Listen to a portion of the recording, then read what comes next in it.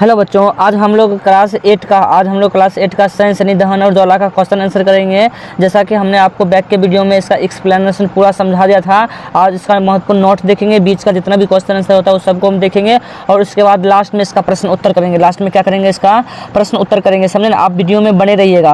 पहला क्वेश्चन कहता है कि दहन क्या है। ये आपके प्रश्न अभ्यास का नहीं है, बीच का नोट है। बीच का क्या है?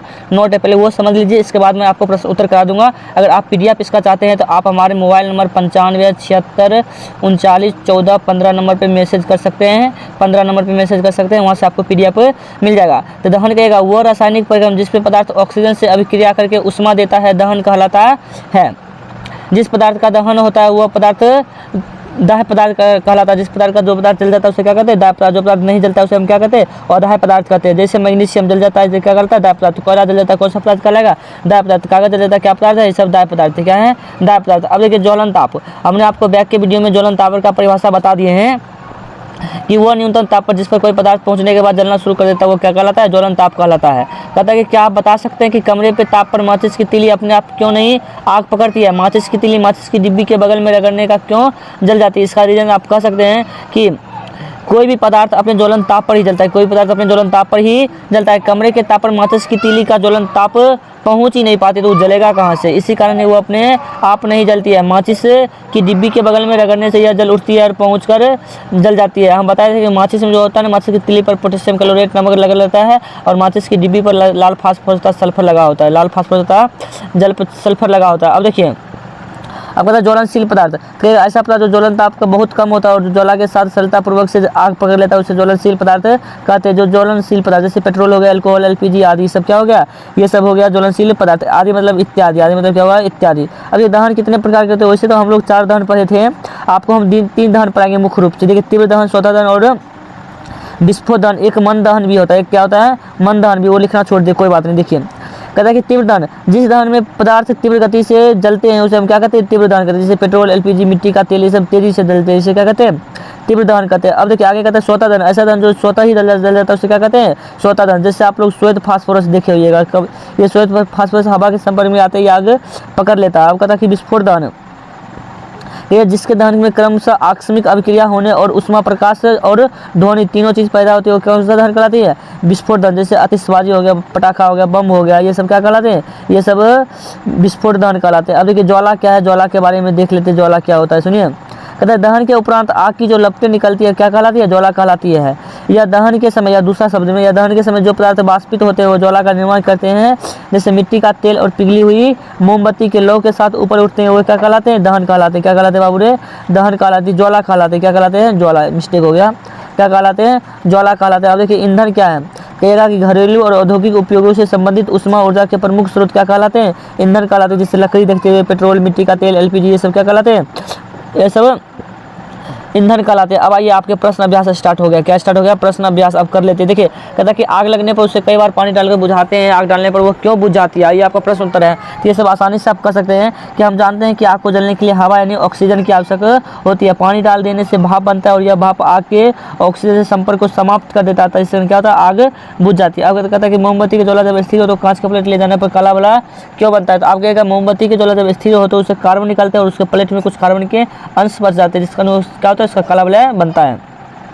आप ये शॉर्टकट परिभाषा भी लिख सकते हैं। मोमबत्ती के ज्वाला से जो कार्बन निकलता है, इसी कारण मोमबत्ती के ज्वाला पर कांच के प्लेट ले जाने पर काला वलय बनता है। ऐसे भी लिख सकते हैं। अब देखिए नेक्स्ट, अब देखिए आगे कर रहा है कि अगर किसी दुर्घटना में कोई व्यक्ति आग की चपेट में आ जाए तो उसे बचाने के लिए कम्बल में लपेट दिया जाता है, ऐसा क्यों? तो आप कहेंगे कम्बल एक कुचालक वस्तु है। कम्बल एक क्या है? कुचालक वस्तु, जो आग की चपेट में आए व्यक्ति को जलने से बचाने के लिए उसे क्या कहता है? लपेट दिया जाता है। ये आग हवा के संपर्क को समाप्त कर देता है। हवा के संपर्क क्या करता है? समाप्त करता है। और देखिए उसे बचाने के लिए कम्बल में लपेट देने से हवा यानी ऑक्सीजन मिलना क्या हो जाता है? बंद हो जाता है। बताए थे ना अभी, जिससे आग क्या होती है? बुझ जाती है। व्यक्ति जलने से क्या होता है? बच जाता है।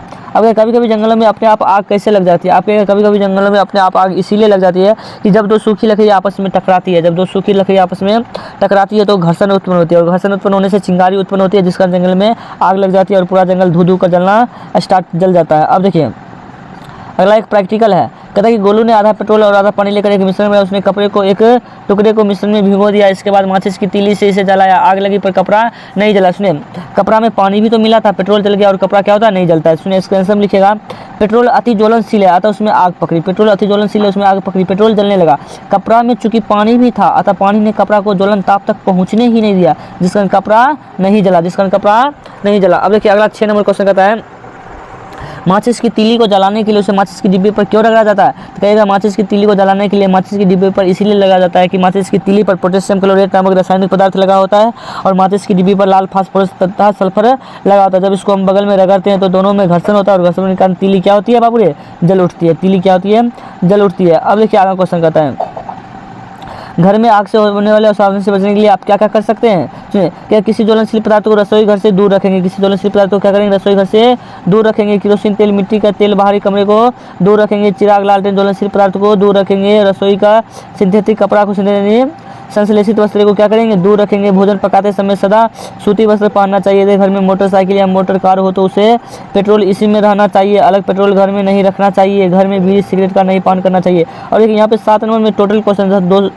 दूसरा क्वेश्चन था। कौन सा क्वेश्चन था बाबू रे?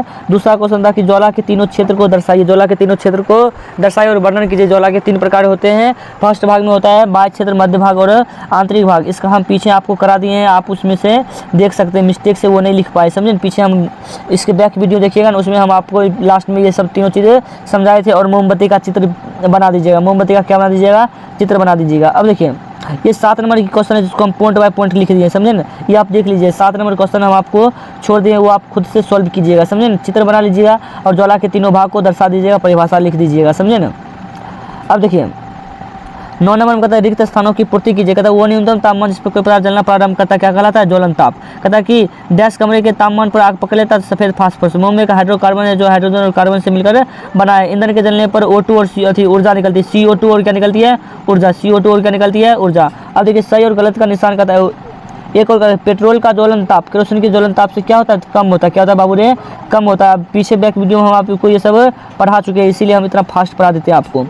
निम्नलिखित को सही और गलत का निशान लगाए। कागज की कटोरी में पानी डालकर गर्म करने पर कागज जल जाता है। हम बैक के क्रियाकलाप 4 में पढ़ चुके थे कि नहीं जलता है, समझे। अगर दहन के लिए वायु का होना आवश्यक है, सही बात है। लाल फास्फोरस कमरे के तापमान आग पकड़ लेता है, गलत बात। ये थोड़ी पकड़ता है, वो श्वेत फास्फोरस में होता है बाबू रे। अगर चूने को पानी में कार्बन डाइऑक्साइड गैस प्रभावित करने पर चूना रंग का दूधिया हो जाता है, ये भी हम पढ़ चुके थे आगे। अब पीछे सॉरी, अम्ल और सोडियम बाइकार्बोनेट प्रतिक्रिया कार्बन डाइऑक्साइड गैस बनता है, सही बात है, ये भी पढ़ चुके थे।